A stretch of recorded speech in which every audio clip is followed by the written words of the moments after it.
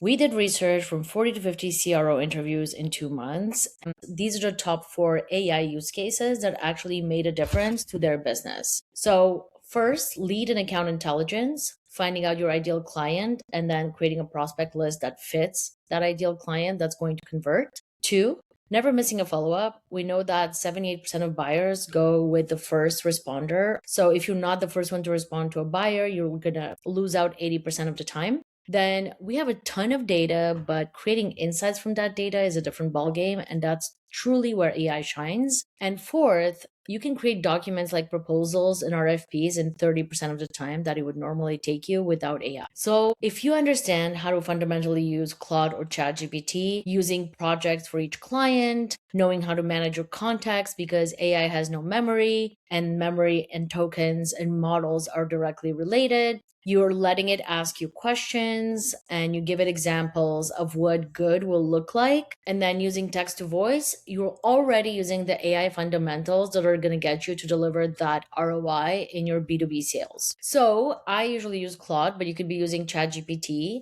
You now have the work. So it's co-work in Claude and work in ChatGPT, where you can now start using the actual automations that do the work for you. What we really care about is using skills and connecting Claude to the different files and creating memory on our desktop. You always have to be in the Claude desktop app or the ChatGPT desktop app in order to leverage connectors, projects, artifacts, and schedule routine tasks that do routines for you without you having to think about it. So when you come here, the first thing you want to do is go to customize and find the right connectors. So you can pull in data from different applications like for your email, your calendar, your drive. Then I love having my Zoom connected, my Sheets connected, other kinds of connections. And if you want to search for the ones you care about, you just go to browse connectors here. And there are now more than 2,000 connectors that you can look for. There's already all these up here, but there's so much more. You can just search, for example, prospecting,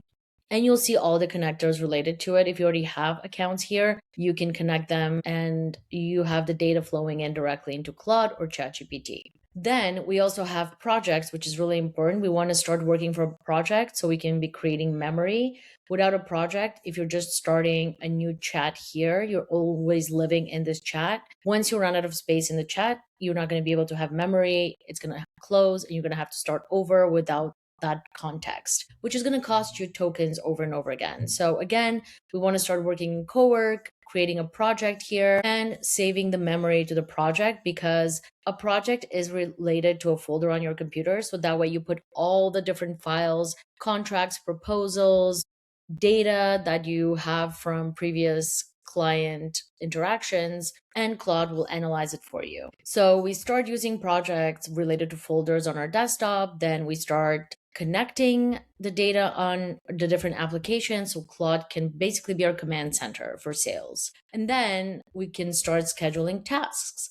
So let's go back to the main use cases. First use case is lead account intelligence. Knowing exactly who to sell to is going to double your rates of closing. So you always want to start with examples of what is good when you're working with AI. AI has no memory or knowledge about your business. The best way to get the results you want is to give it a definition of what success looks like.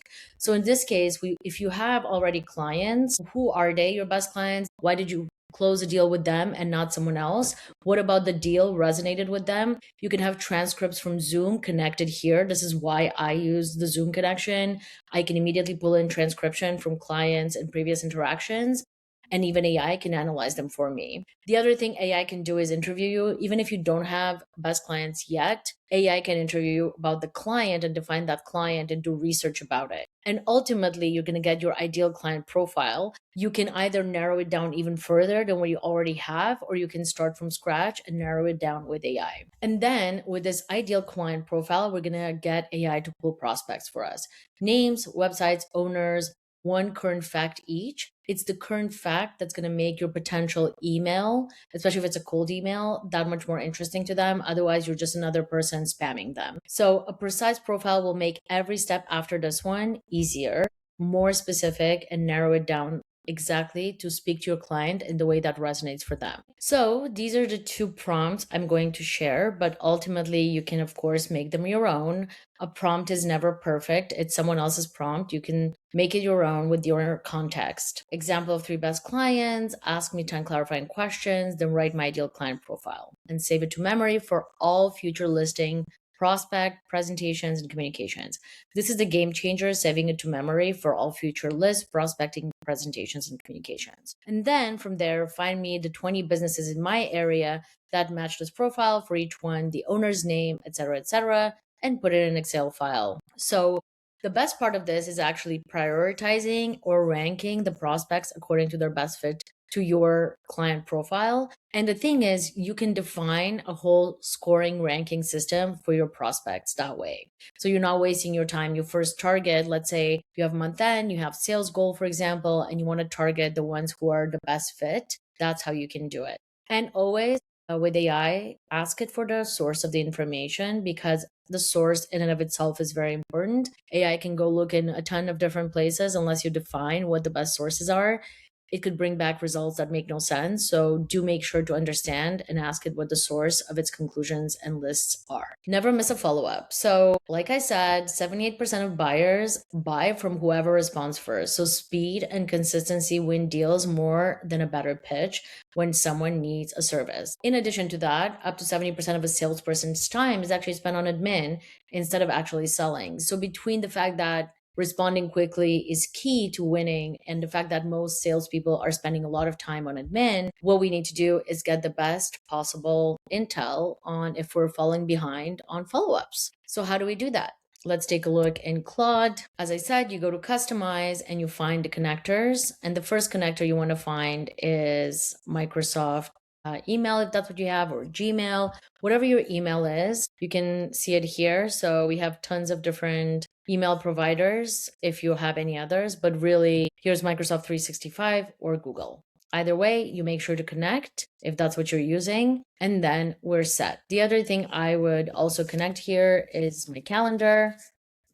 I already have Google Calendar, but if you have another, including Microsoft, you can also connect it. So those are the two things I definitely want to connect for this daily briefing. Once I'm set, I'm going to go to schedule tasks right here. I'm going to say new tasks. I can create with Claude. Actually, this is great. Again, the interview method is what's going to happen here, or you can set it up manually. And again, you're going to have a daily briefing. You're going to give it instructions, which I have in a prompt for you. That's the beginning. You make it your own. And you can have permissions to manually approve or automatically. I usually skip approvals for this because I always want it done. So I would add like these tools, and I want this to be done every weekday at 9 a.m., for example. So the good thing is that because Google is in the cloud, I don't need to have my computer turned on for this to run. Here, I have the option to run it only when the computer is on, but in this case, I don't need to because both of these are in the cloud. So this should be able to then run it in the cloud. Let me copy paste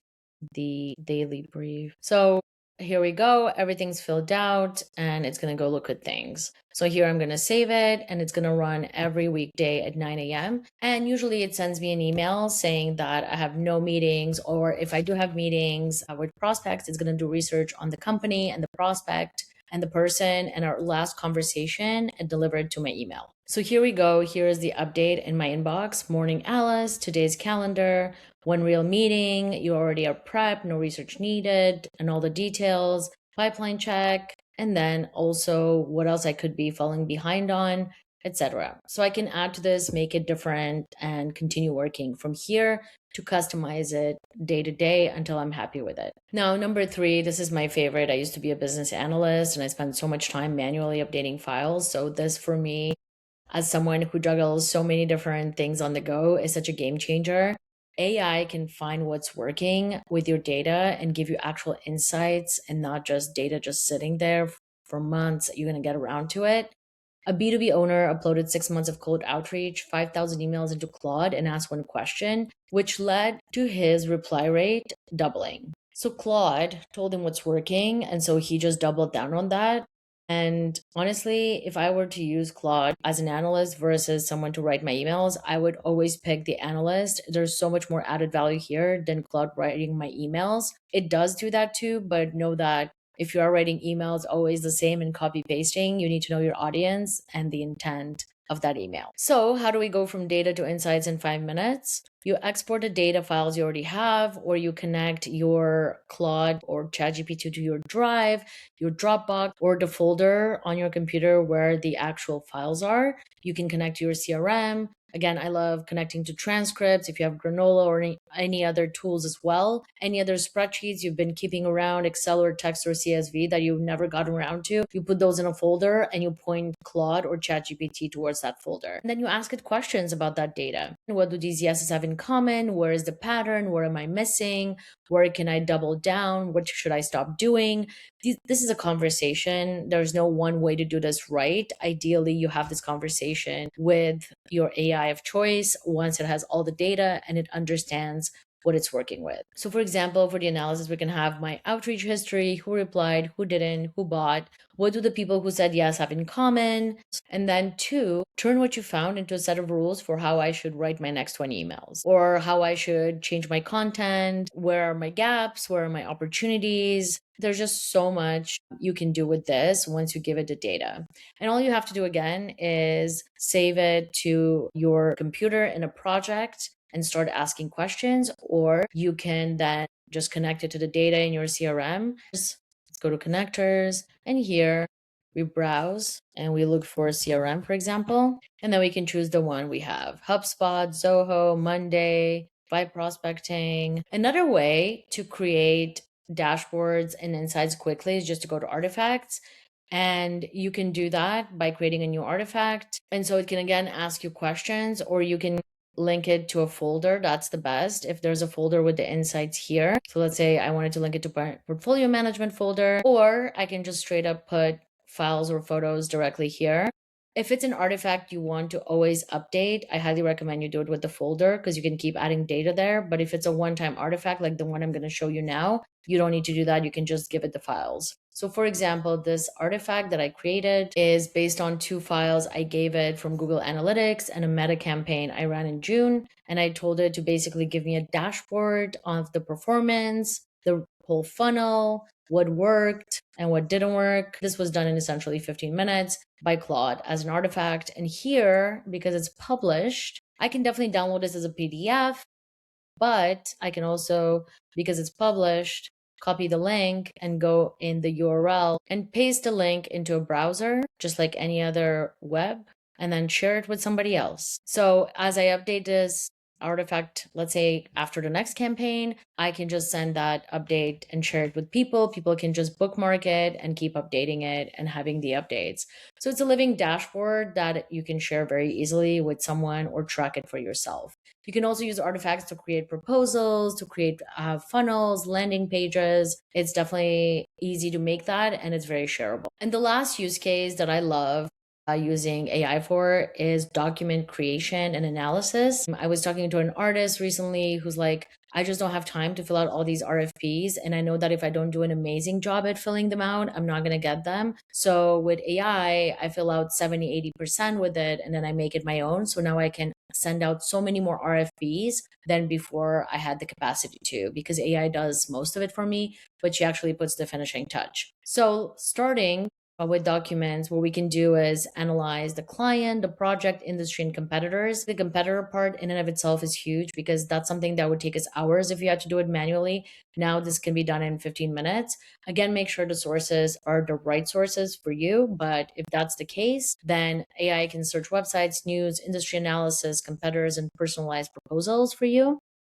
And the best thing, of course, is to give AI examples of your best proposals and RFPs, the ones you've won. That way it's going to learn from it. You can also teach it what worked and what didn't work, and it can do a comparison. I highly recommend that, especially if you want AI to learn from itself, which ultimately it should. It should be set up in a way where it's always learning over time from its own mistakes. So if you say this one did the best. This one no one responded to. What's the difference? It can analyze what a winning proposal is and apply those winning criteria to the future ones. This is where truly you're leveraging the power of AI, is that quick analytic that you can do it, but it's just going to take you that much more time. And then AI will draft it for you. You can get a PDF, Word, or PowerPoint document with artifacts. Again, like I said, you can do the URL link that you can send to prospects or partners quickly. And then you can also ask AI to review contracts. So if someone sends you a contract to review, you can ask AI, in addition to you reviewing it yourself, of course, to ask it to review it as well. And so research first, then 3 drafts. Usually you start with the evidence and then research business name and city, find one concrete thing happening there right now that connects to what I sell, research the industry and competitors as well, position my solution in relation to the current challenges, show me your sources. This is super important, knowing where the sources come from. Sometimes AI hallucinates things, so if you want to remove the hallucination possibility, always ask for sources, like a research paper. And the proposal afterwards, with everything you know about this lead, the company, the proposal terms, priorities, and my proposal template, create a winning business case in RFP. So these are the top 4 ROI cases for using AI in B2B sales. This is what real business owners are saying about how much they're saving time with AI. Customer emails saved me 5 hours a week. So when I say 5 to 10 hours a week of savings with AI, it's not made up. It's truly because that's what people who are using it actively and creating memory are benefiting from. Email templates that used to take 20 minutes now take 2. Sales follow-ups from like 15 minutes per email to basically filling in blanks, which adds up to like 5 to 6 hours a week back in my pocket. 3,000 rows of messy CRM data standardized in one afternoon. 20 competitor pricing pages analyzed and summarized would have taken me hours. So over and over again, we're getting the time savings and the efficiency that can actually be reinvested in growing your revenue. The small business owners that are getting hours back are not the ones with better prompts. They're the ones who stopped chatting and started actually delegating to AI, one small task at a time. So pick the small task where it's repetitive, you're losing the most time, and let's start with that. You can join my small biz AI community. It's free. We're here to help you grow. With calls, we can talk about your business strategy and how AI can supplement it, because ultimately AI is here to augment you, not replace you. Only you are the genius. But if AI augments the boring stuff for you, then you can spend your time on actually getting more revenue and more clients, which is what having a business is all about. And all 4 prompts are in my free community. So when you sign up, you'll have access to them right away.